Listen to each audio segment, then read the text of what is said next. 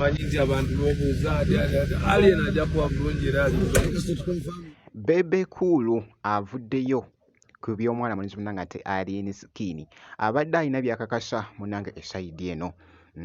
byengenda okubeera nga nkutuusako ko maaso awo kw'ossa ate esayidi eno waliwo munnange ababadde bamuwa munnange ate ku magezi esayidi eno omuyimbi munnange ate Alien Skin ate nga Dr. Jose Chameleone kugambye basazeko munnange ate wali ekifo ne Wizo Manizo oh my god yonna gye biggweredde babadde nga babakuba wali munnange ate kuzimu ku nnyimba wali yonna gye biggweredde ngenda kubeera nga mbikutuusakoko mu maaso awo kakasa nti nno osubscribinga kw'ossa ate n'okulayikinga vidiyo bampita Jaminati nsinzira ku Jaminati Yogi mu byonna nno kansoko munnange ate nkutegeeze ku bikyagenda mu maaso okutambula ku muyimbi munnange ate Alien Skin. Bebe Cool yavuddeyo ku wali n'agamba nti nno temufaayo munnange awo byabadde ayogera awo abadde ali mukakasa ng'ali mu kugumya munnange ate abafangoni bibadde bitya yonna gye biggweredde munnange ate mu katambi esayidi eno kansooke mbikuweekoko bonna abeeraliikirira omusajja waffe ali bulungi temufaayo nzija mmanyi nti abantu bobuuza alien ajja kuba bulungi era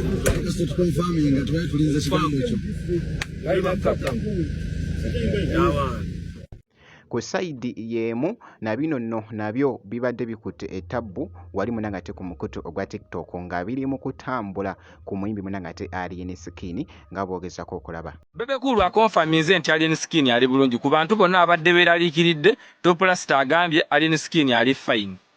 Toplasta naye nze ngenda kusabayo ekintu kimu n'abaana abalala abafangoni abalala abalowooza nga nze tukusaba obuulirireko Alien Skin ave mu kkubo mwali waneeno akwateko ku kkubo eddungi ng'eririwo kyekyokka saagala kuwezaanya bigambo bingi njogere kino njogere kiri nedda wabula tubadde tusaba waba asobola okuwulirizaako akatini ennyo mubuulirire ko akatini still omugambe nti nze kkubo mwendi n'erya Chameleone oyinza kwegomba kkubo lyani Toplasta oli mu makubo matuufu era ky'oba obuulira Alien Skin ebintu bino byakola mu kamera kulogera mu kamera kunywa sigala kulya mayirungi kuyimirira ku stage novoola Katonda ng'ajjidde ku musaalaba akola ebintu ebyo omubuulireko omugambe nti si bituufu kitegeera byebyange sijja kuweza nnyo naye nga Toplasta we baletuwa amawulire malungi era buli omu yenna agasanyukidde wabula Alien Skin nze nakugambye singa Katonda akuyamba n'oyita mwene embeera n'ogiwangula wandivudde mu bikolwa ebyo ebyeffujjofujjo ebyo n'okwata Bayibuli oba ku Bukaani siina kyenkwagaza byebyo nno munnange ebikyagenda mu maaso ku muyimbi Alien Skin jjukira nti nno nasembyeyo kuteerayo vidiyo nga kigambibwa nti akomyewo munnange ate ku fangoni esayidi eyo so kankwongereyoko wali nja kubeera nga nkuwa update yonna enaafaayo kankwongereyo ku wali ku Dr. Jose Chameleone. Dr. Jose Chameleone ne Wizo Manizo basazeeko ekifo bayimbye oluyimba lwa Bombo Clat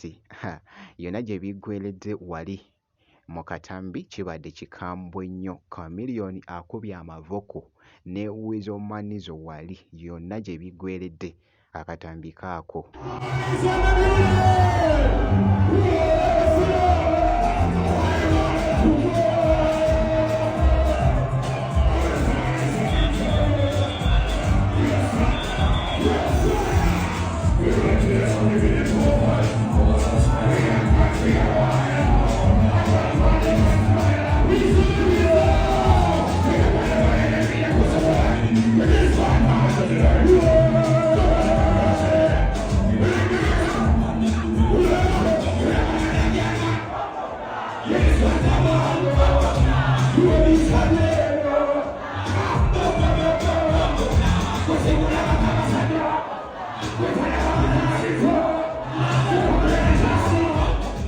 babagunze munnange ate omuziki nga bw'owulidde munnange ate mu katambi akabadde kafuuse ettabbu ku mukutu munnange ate ogwa TikTok bwe nti nno munnange ate bwe nkoze kakasa nti nno osubscribinga kw'ossa ate n'okulayikinga vidiyo